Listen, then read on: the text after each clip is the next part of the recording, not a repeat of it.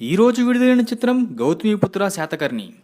తెలుగు జాతి గర్వించదగ్గ నాటితరం నటుడు నటరత్న నందమూరి తారక రామారావు వారసుడిగా హీరోగా ఎంట్రీ ఇచ్చిన నందమూరి బాలకృష్ణ టాలీవుడ్ అగ్ర హీరోల్లో ఒకటిగా 4 దశాబ్దాలుగా తెలుగు వెండితెరపై హీరోగా మెరుపులు మెరిపిస్తున్నాడు.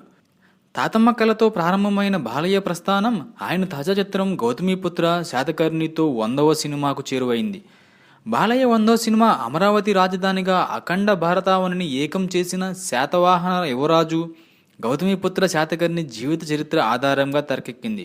టాలీవుడ్లో గమ్యం, వేదం, కృష్ణం, వందే జగద్గురు, కంచె సినిమాలతో విభిన్న చిత్రాల దర్శకుడిగా తనకంటూ డిఫరెంట్ ఇమేజ్ క్రియేట్ చేసుకున్న క్రిష్ డైరెక్ట్ చేసిన ఈ హిస్టారికల్ మూవీ రిలీజ్కు ముందే భారీ హైప్ తెచ్చుకుంది. ఈరోజు ప్రేక్షకుల ముందుకు వచ్చిన శాతకర్ణి ప్రేక్షకులు భారీ అంచనాలు ఎలా అందుకుందో ఇప్పుడు చూద్దాం. ఈ సినిమా కథ విషయానికి వస్తే, ప్రస్తుత నవ్యాంధ్ర రాజధాని అమరావతిని రాజధానిగా చేసుకొని పాలిస్తున్న శాతవాహన సామ్రాజ్య యువరాజు గౌతమిపుత్ర శాతకర్ణి అఖండ భారతావనిని ఒకే తాటి మీదకు తీసుకురావాలనుకుంటాడు. ఈ క్రమంలోనే ముందుగా కళ్యాణదుర్గం రాజును జయిస్తాడు. వరుసగా 29 యుద్ధాలు చేసి ఆ రాజ్యాలను జయించి వారిని తమ సామంతులుగా చేసుకుంటాడు. ఈ క్రమంలోనే దక్షిణ భారతదేశంలో అతిపెద్ద రాజు అయిన నహపాలుని ఓడించి భారత్ను ఏకం చేయాలనుకుంటాడు. ఈ భారీ యుద్ధంలో శాతకర్ణి నహపాలుని ఓడించి అతడి అల్లుడైన వృషభనాథుణ్ణి అక్కడ తన సామంతునిగా చేసుకుంటాడు. భారతదేశాన్ని గతంలో పాలించిన ఎందరో గొప్ప రాజులైన అశోకుడు, చంద్రగుప్తుడు చేయలేని పనిని శాతకర్ణి చేస్తాడు.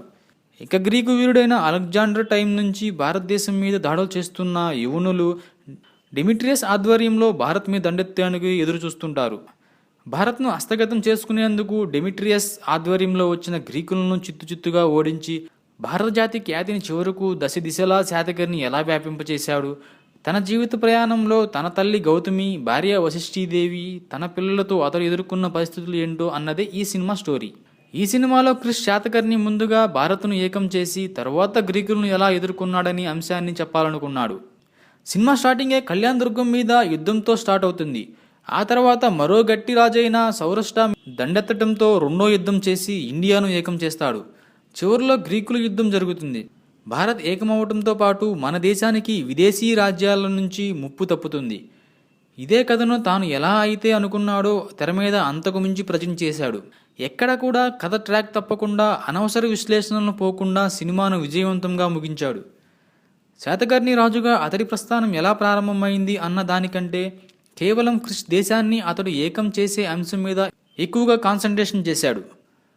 అతడి వ్యక్తిగత జీవితంలో తల్లికి అతడికి మధ్య వచ్చే సన్నివేశాలు చాలా తక్కువగా రాసుకున్నాడు. ఇక భార్యకు అతడికి మధ్య వచ్చే సన్నివేశాలు తక్కువే అయినా అవి నీట్గా ఉన్నాయి. బాలయ్య శ్రేయాల మధ్య ప్రేమ, ఆప్యాయత, అనురాగం, ఆందోళన ఇలా అన్ని అంశాలను ఆవిష్కరించాడు. యుద్ధభూమికి బాలయ్య తన చిన్న కుమారుడిని కూడా తీసుకువెళ్లి చేసే సాహసం కూడా బాగుంది. అక్కడ బాలయ్య కొడుకు నహపాలుడి కళ్ళల్లోకి ఎలాంటి భయం లేకుండా చూసే సీన్ చాలా హైలైట్. చివరకు గ్రీకులు వార్ తర్వాత మన జాతి గొప్పదనం గురించి ఓ మంచి సందేశంతో ఈ సినిమా ముగించాడు. ఈ సినిమాలో డైలాగ్ చెప్పాలంటే అద్భుతం, అత్యద్భుతం, ఇంకా ఏమైనా ఉంటే అదే అనుకోవాలి. బుర్రా సాయి మాధవ్ రాసిన ప్రతి డైలాగ్ తనలోని అత్యద్భుత ప్రతిభకు తార్కాణంగా నిలిచాయి.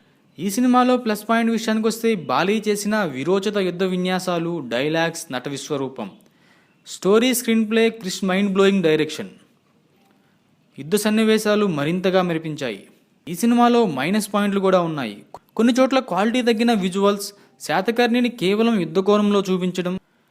ఇక ఫైనల్గా చెప్పాలంటే ప్రతి తెలుగువాడు తప్పనిసరిగా చూడాల్సిన సినిమా శాతకర్ణి.